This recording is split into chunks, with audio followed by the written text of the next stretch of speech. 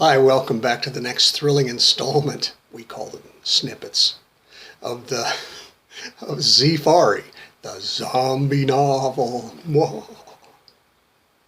Don't forget, after this little tiny bit of a bit to lure you in, there'll be a link underneath this post so that you can order yourself a copy of this book. You know you want to. Yes, you do. Okay, just saying. Here we go. Okay, this is the first part of chapter 21. Here we go. At promptly 9 a.m. the next morning, Allison called Mr. Donaldson and agreed to meet with him later in the day to discuss his job offer. When she hung up the phone, she rolled over to Ike, gave him a high five, and then gave him something else. And then she gave him another something else, but that's none of your business. Allison's meeting with Mr. Donaldson was scheduled for 2 p.m. That gave her time to fix breakfast for Ike and their house guest, Bebe, get all dolled up, and have Ike take her to get a ridiculously expensive exotic coffee at a little place she knew on the way to the Donaldson estate. She had timed her journey perfectly.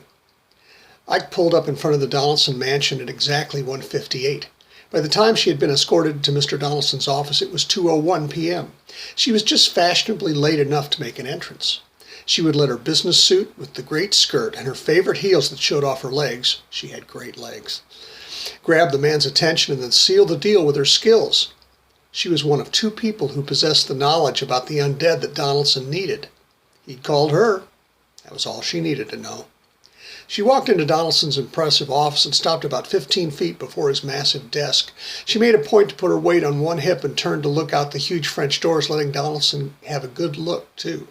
She waited until he said, "Mrs. Hays, please have a seat." He pointed to a delicate French provincial chair. "Thank you, Mr. Donaldson," she replied. The dance had begun.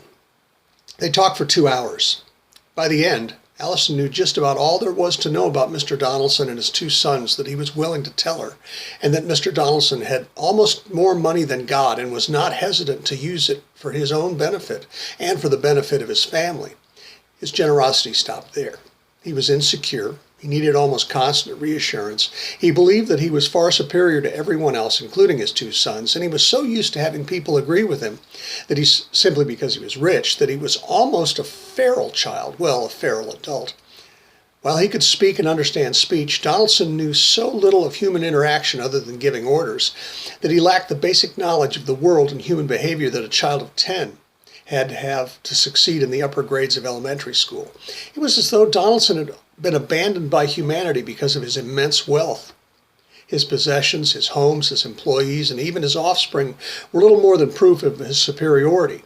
His parents had been wealthy, and when they died, before his adolescence, the routines and customary procedures that structured his waking and sleeping hours continued on unabated. Somehow, these habits and the patterns of his life had defeated entropy. He continued on as he had continued on because he continued on. Allison Hays saw an opportunity in the laboratory Mr. Donaldson was offering to build for her to secure her place in the community of scientists and great minds she had wanted to be a part of ever since she was a little girl. Since she had directed the construction of the cube in McDougall's lab, had run all of the hardware and software, and had collected and analyzed all of the data that the machines generated, she was the perfect person to continue the investigations into zombies and zombification. McDougall would be lost without her, and with Donaldson's new lab, she would be the one to find the answers. After advances, feints, and lunges, and parries, and ripostes, remisses, and finally touches by both, Hays and Donaldson agreed to work together. He would build her lab, and she would find a cure for Rick's ailment.